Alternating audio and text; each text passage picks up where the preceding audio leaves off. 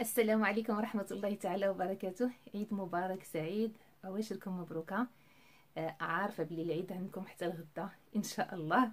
حنا اليوم عندنا العيد، الله يدخلوا علينا وعليكم بالصحة والسلامة والرزق والعافية، وباش ما كتمناو علينا وعلى الأمة الإسلامية جمعاء. واليوم جيت نشارك معكم واحد لاكريم اللي غادي تحضروها في البيت، كتصلح البشرة والعناية بالبشرة.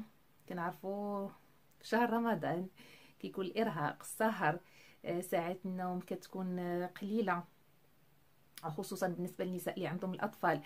الاطفال في سن صغيره يعني معروف كيكون تعب، كيكون المهم بزاف الاشياء اللي كتبان على البشره، كتخلي لا فاتيك كيبان، كتخلي البشره شاحبه، الليونه ديالها كتنقص. اليوم جبت لكم واحد لا كريم اللي حضرتها في البيت، غادي تحضروها ان شاء الله في البيت، مكونات بسيطه ولكن النتيجه ديالها فعاله ومضمونه.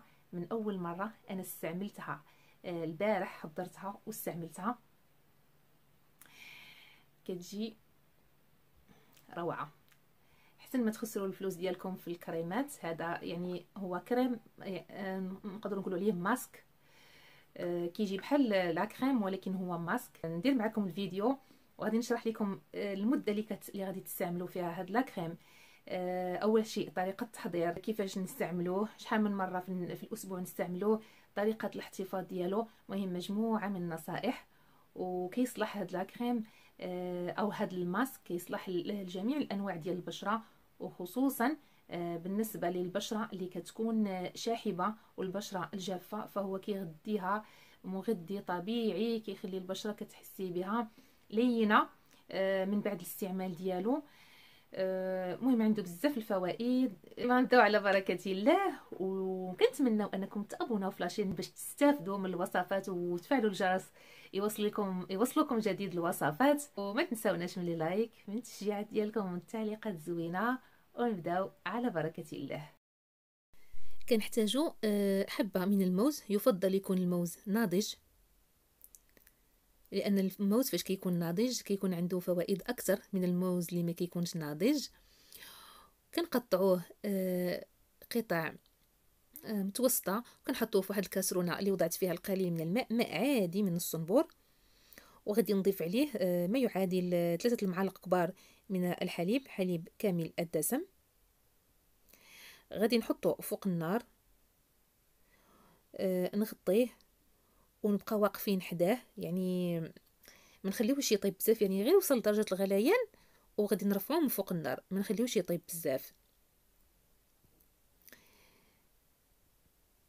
فاش حصلنا على هذه النتيجه غناخذ واحد الفورشيط وغنهرسو هذاك الموز اللي طاب، غادي نهرسوه مزيان، نحاولوا نتخلصوا من الحبيبات الصغار. المهم نبقاو نهرسو فيه حتى نحصلوا على هذه النتيجه. من بعد خديت نصف كاس من الماء، ماء عادي خاصو يكون بارد من الصنبور، غنفك فيه ملعقه صغيره ممتلئه من النشا، ضروري نفكها في الماء بارد باش ما تكورش معنا. ومن بعد غنضيفها العناصر السابقه، نحرك ونحطها فوق النار، والنار خصها تكون مهيله.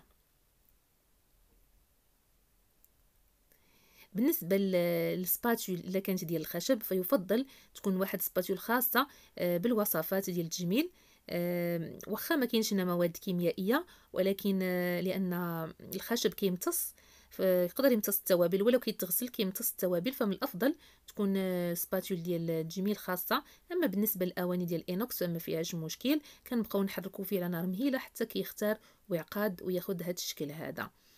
من بعد كنرفعوه من فوق النار فاش كنحصلوا على هذه النتيجه، وكنضيفوا عليه ملعقه صغيره ممتلئه من جوز الهند. ممكن تضيفوا زيت اللوز، فهو كيعطي نتيجه رائعه، خصوصا بالنسبه للناس اللي عندها البشره جافه، وكيساعد في محاربه يعني ديك التجاعيد، خصوصا التجاعيد الصغيره، فكيكون فعال بالنسبه للتجاعيد خصوصا منطقه تحت العينين.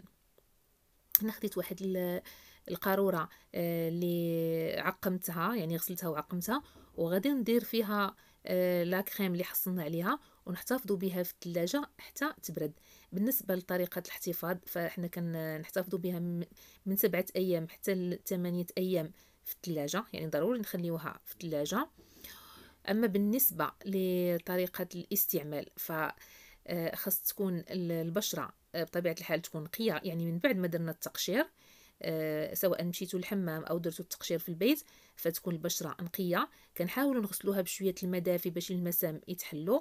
نديروا لا كريم على الوجه وكنديروا حتى المنطقه تحت العينين، وكنخليو من نصف ساعه حتى لساعه حتى كيبس تماما. كنقدروا نستعملوه بين 4 حتى ل5 المرات في الاسبوع. الا كانت البشره جافه يفضل يستعمل 5 المرات في الاسبوع، ومن بعد كنغسلوه بالماء بارد وكنرطبوا الوجه ديالنا بالكريم او بالسيروم اللي كيرطب الوجه. وهذه هي النتيجه. يلا هذا هو الفيديو ديال اليوم. السلام عليكم ورحمه الله تعالى وبركاته.